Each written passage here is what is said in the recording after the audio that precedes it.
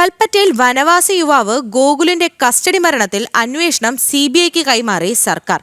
ക്രൈംബ്രാഞ്ചിൽ നിന്നാണ് അന്വേഷണം സിബിഐക്ക് കൈമാറിയത്. ഇത് സംബന്ധിച്ച ആഭ്യന്തര വകുപ്പ് വിജ്ഞാപനം ഇറക്കിയെന്ന് സർക്കാർ ഹൈക്കോടതിയെ അറിയിച്ചു. ഗോകുലിന്റെ കുടുംബം നൽകിയ ഹർജിയിലാണ് മറുപടി.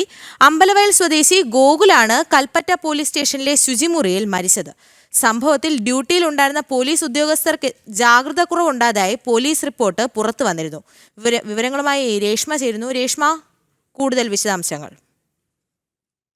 കൽപ്പറ്റയിൽ വനവാസി യുവാവായ ഗോകുലിന്റെ കസ്റ്റഡി മരണം, അതുമായി ബന്ധപ്പെട്ടുള്ള കേസന്വേഷണം നിലവിൽ സിബിഐക്ക് വിട്ടുകൊണ്ടാണ് സർക്കാർ വിജ്ഞാപനം പുറത്തിറക്കിയിരിക്കുന്നത്. ഈ വിജ്ഞാപനം സംബന്ധിച്ചുള്ള കാര്യങ്ങൾ രേഖാമൂലം തന്നെ സംസ്ഥാന സർക്കാരിന്റെ അഭിഭാഷകൻ ഇന്ന് ഹൈക്കോടതിയിൽ വ്യക്തമാക്കുകയും ഗോകുലിന്റെ അമ്മ ഓമന നൽകിയ ഹർജി ഇതിനെ തുടർന്ന് ഹൈക്കോടതി തീർപ്പാക്കുകയും ചെയ്തിട്ടുണ്ട്. ക്രൈംബ്രാഞ്ചിൽ നിന്നാണ് കേസന്വേഷണം നിലവിൽ സിബിഐക്ക് വിട്ടിരിക്കുന്നത്.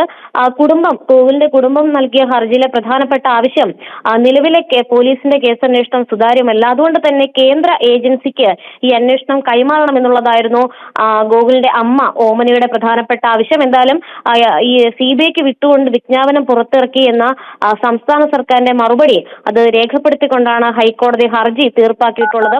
ഇക്കഴിഞ്ഞ ഏപ്രിൽ 1-ാം തീയതിയാണ് കൽപ്പറ്റ പോലീസ് സ്റ്റേഷനിൽ തൂങ്ങി മരിച്ച നിലയിൽ ഗോകുലിനെ കണ്ടെത്തുന്നത്.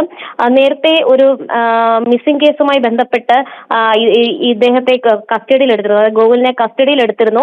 പിറ്റേന്ന് രാവിലെ ഏപ്രിൽ 1-ാം തീയതി ശുചിമുറിയിൽ തൂങ്ങി മരിച്ച നിലയിൽ കണ്ടെത്തുകയായിരുന്നു. ഡ്യൂട്ടിയിലുണ്ടായിരുന്ന 2 പോലീസ് ഉദ്യോഗസ്ഥർക്ക് ഇക്കാര്യത്തിൽ വീഴ്ച സംഭവിച്ചു എന്നുള്ളതായിരുന്നു നേരത്തെ SP നൽകിയ റിപ്പോർട്ട്. എന്തായാലും ഈ കേസന്വേഷണത്തിൽ വലിയ രീതിയിലുള്ള വീഴ്ച ഉണ്ടായിട്ടുണ്ടെന്നുള്ളതായിരുന്നു ഗോകുലിന്റെ കുടുംബത്തിന്റെ ആരോപണം. അതോടൊപ്പം തന്നെ വലിയ ദുരൂഹതകൾ ഒട്ടനവധി ഉണ്ടായിരുന്ന ഒരു കേസ് കൂടിയായിരുന്നു. എന്തായാലും ഇക്കാര്യത്തിൽ സിബിഐക്ക് തന്നെ ഈ കേസന്വേഷണം വിട്ടുകൊണ്ട് സംസ്ഥാന സർക്കാരാണ് വിജ്ഞാപനം ഇറക്കിയിട്ടുള്ളത്. ശരി, കൊച്ചിയിൽ നിന്നും രേഷ്മയാണ് വിവരങ്ങൾ നൽകിയത്.